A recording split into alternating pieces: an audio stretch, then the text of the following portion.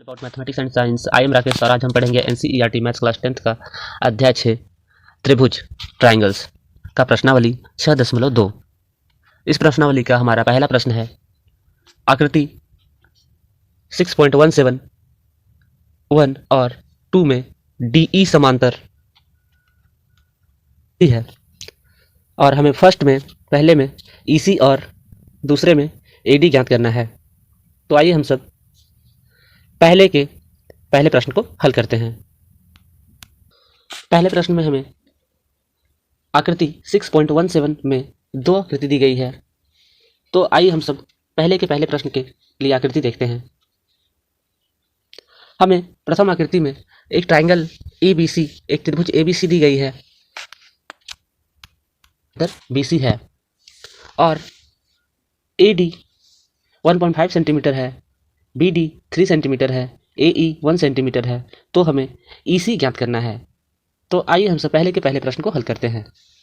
पहला प्रश्न हम सब हल इस प्रकार करेंगे। सबसे पहले लिखेंगे कि हमें क्या क्या दिया गया है।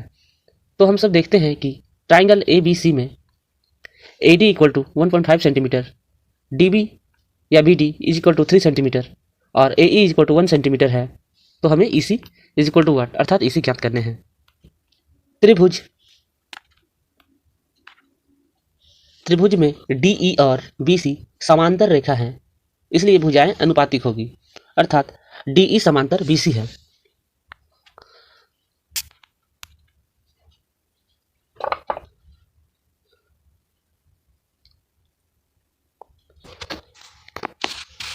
थेल्स प्रमेय से या बेसिक प्रोपोर्शनलिटी थ्योरम से हम सब जानते हैं कि यदि किसी त्रिभुज की एक भुजा के समांतर अन्य दो भुजाओं को भिन्न भिन्न बिंदुओं पर प्रतिच्छेद करने के लिए कोई रेखा खींची जाए तो ये अन्य दो भुजाएं एक ही अनुपात में विभाजित करेगी।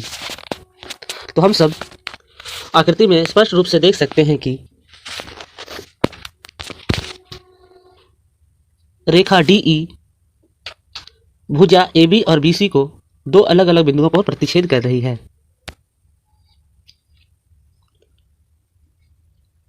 DE तीसरी भुजा BC के समानुपातिक होगी।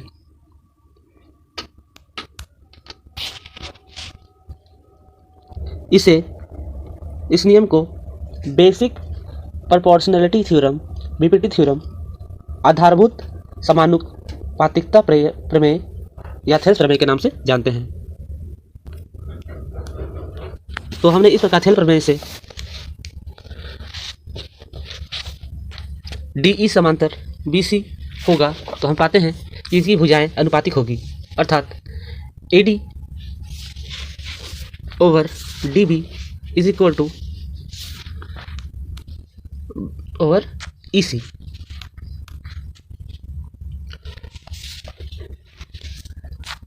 करने को कहा गया था। तो आइए हम सब ज्ञात मानकों का मान रखते हैं।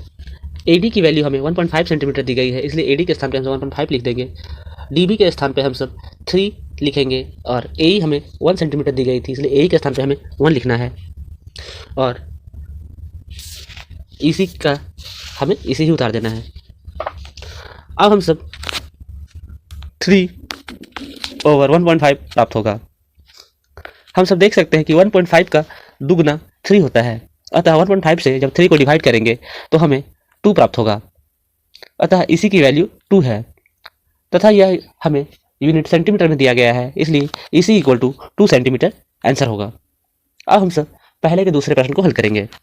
एक त्रिभुज या एक ट्राइंगल ABC दी गई है, जिसमें रेखा DE, लाइन DE भुजाएं AB तथा AC को दो अलग अलग बिंदु D तथा E पर प्रतिच्छेद करती है और DE समांतर BC है। हमें इस आकृति में AD ज्ञात करनी है। हमें DB equal to 7.2 metre 2 centimetre, AE equal to 1.8 centimetre और EC इक्वल टू 5.4 सेंटीमीटर दी गई है और हमें AD ज्ञात करना है। तो आइए हम सब अब पहले के दूसरे प्रश्न को हल करेंगे। दूसरे प्रश्न को हम सब इस प्रकार से हल करेंगे। हम सब पहले ट्राइंगल ABC में हमें जो दिया गया है वो लिख लेते हैं। ट्राइंगल ABC में हमें DB equal to 7.2 centimetre, AE equal to 1.8 centimetre, EC equal to 5.4 centimetre दिया गया है और हमें AD ज्ञात करनी है। क्योंकि त्रिभुज में डीई और बीसी समांतर रेखा है, इसलिए भुजाएं समानुपातिक होगी। स्थिति में डीई समांतर बीसी दिया गया है। हम सब थेल्स प्रमेय से या बीपीटी थ्योरम से जानते हैं कि जब भी त्रिभुज में कोई रेखा किसी दो भुजाओं को दो अलग अलग बिंदुओं पर प्रतिच्छेद करती है तो यह हमेशा तीसरी भुजा के समानुपातिक होती है। डीई समानांतर बीसी होगा तो इसकी भुजाएं समानुपातिक होगी, अर्थात डीई समांतर बीसी होने पे थेल्स प्रमेय से बीपीटी थ्योरम से हम सब AD over DB is equal to AE over EC लिख सकते हैं। अब यहाँ से हम सब एडी की वैल्यू फाइंड कर लेंगे। हमें इस समीकरण में जो भी मानक ज्ञात है उन्हें रख देना है, तो हमें एडी ज्ञात करनी है, इसलिए एडी को छोड़ करके बाकी के मानकों को रख देना है। डीबी की वैल्यू 7.2 सेंटीमीटर दी गई है, इसलिए हम सब डीबी के स्थान पर 7.2 लिखेंगे और एई हमें 1.8 दिया गया है और ईसी हमें 5.4 दिया गया है। ज्ञात करने के लिए हम सब एडी को लेफ्ट हैंड साइड बाएं ओर रखेंगे और बाकी सभी को राइट हैंड साइड में भेज देंगे। तो हम सब राइट हैंड साइड में 1.8 और 5.4 को यूं ही रहने देंगे और लेफ्ट हैंड साइड के बट्टे में 7.2 है, इसे हम सब जब राइट हैंड साइड भेजेंगे तो यह डिवाइड से मल्टीप्लाई के रूप में राइट हैंड साइड पे चला जाएगा और हमें स्टेप प्राप्त होगा AD is equal to 1.8 over 5.4 into 7.2। हम सब इसे आगे सॉल्व कर लेंगे क्योंकि इस फ्रैक्शन में 1.8 और 5.4 दोनों में ही डेसिमल 1 डिजिट के बाद है, अतः हम सब इन दोनों के डेसिमल को आपस में कैंसिल कर लेंगे। तो हम सब देखते हैं कि 18 3 जा 54 होता है, अतः 18 से 18 1 टाइम्स में और 54 3 टाइम्स में कटता है, तो इसे हम सब कटा लेंगे। 18 1 जा 18, 18 3 जा 54, तो 18 1.8 ओवर 5.4 हमें 1.1 ओवर 3 देता है और इसे हम सब 7.2 से मल्टीप्लाई कर लेंगे।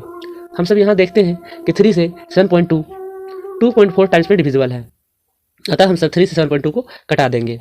तो हमें एडी की वैल्यू 2.4 अर्थात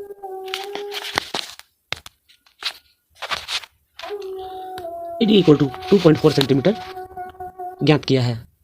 thanks for watching. Thank you guys.